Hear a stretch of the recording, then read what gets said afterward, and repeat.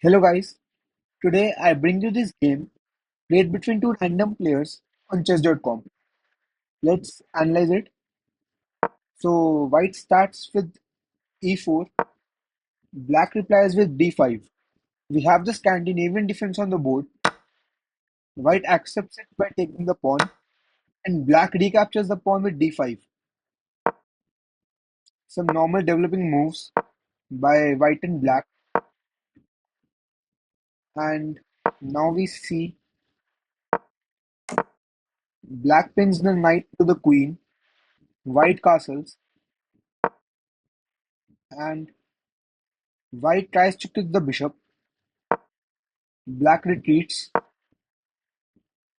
and white unpins the knight from the queen.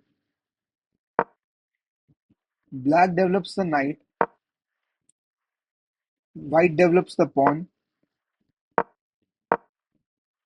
and white sets up a discovery on the queen.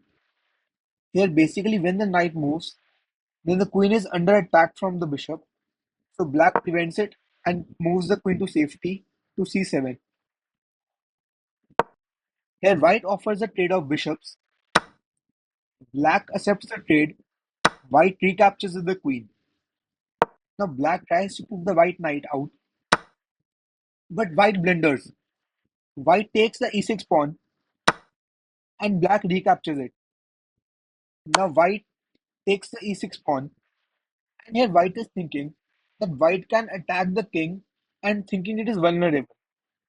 But the point is, here black can easily play bishop to e7 and protecting the white king, protecting the black king.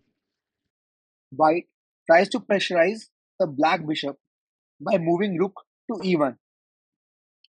But here black can play the subtle retreating move knight to d knight to f8.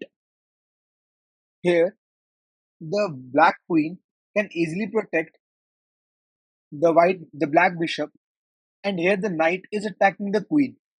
So white will have to retreat. Here white has to play some retreating move like queen to c4, and the attack of white is gone. But instead, black blunders and plays queen to d6. Basically, the point is that white can take the black queen because the bishop is pinned to the king. The bishop cannot take the white queen because the rook pins the bishop to the king. But instead, white misses it and plays queen to f5. White completely misses the free queen, and now black unpins the bishop from the rook. White again plays an inaccurate move, knight to e4. Basically, here in this position, the white king is safe. There are no real threats, and black is material up. So this is a winning advantage for black. Black plays the queen to safety, offering a trade of queens. White accepts the trade and now trades bishops. Now trades knights. This is a very good position for black because the black bishop is well placed, looking at this long diagonal. The knight has some good squares to jump, and the rooks are open. They can anytime come to the open file challenging for this. White protects the b2 pawn by promoting the pawn. Now black challenges the white rook for the open file, and we have an exchange of rooks. Black again challenges for the open file, another exchange of rooks, and now we go to the endgame.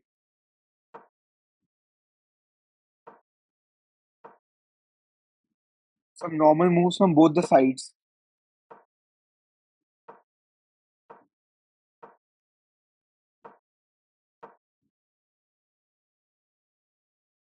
These are some waiting moves, and in this position, we have an exchange of pawns and black blunders. Basically here, black ignores the move Bishop to d8. The white bishop can come to this square, and in this position, this is a skewer.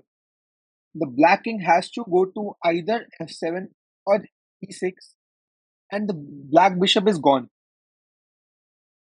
Instead, white plays f4, missing the move. Now black gives a check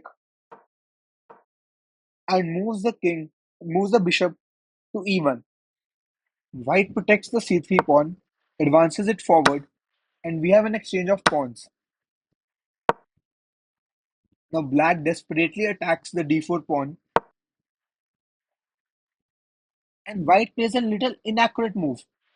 Here, instead of advancing the pawn, white could have played king to e4. This protects the pawn and also centralizes the king. In endgames, you have to centralize the king as it gains more control of the center and the game. Instead, white plays d5, and now black retreats, trying to attack this white bishop. White comes forward with the king. Black attacks the knight, and black tries to attack this white bishop. White offers a trade of bishops. Black accepts, and now white has three connected pass pawns. Black offers a trade of pawns. This is a slightly inaccurate move. White attacks the black knight. Black retreats the knight, and this is a blunder. Point is, after white plays c5, there is no stopping these three pawns. The black king alone cannot stop these three pawns. The black knight, will have to sacrifice itself for these pawns. So the winning advantage of black is gone. Black blunders. Black ignores the subtle pawn move c6, forking the black knight and the black king. Black has to give up the knight, and these two passed pawns of white are monsters. There is no stopping these white pawns. Both black and white promote the pawns to queens. Black tries to give the check to white and exchanges queens. This white pawn is a monster. There is no stopping this pawn, and white easily advances it to make a queen. And in some moves, white takes the last remaining black pawn, advances the last pawn to a queen, and there's a ladder checkmate on the board. Hope you liked the game. Thank you.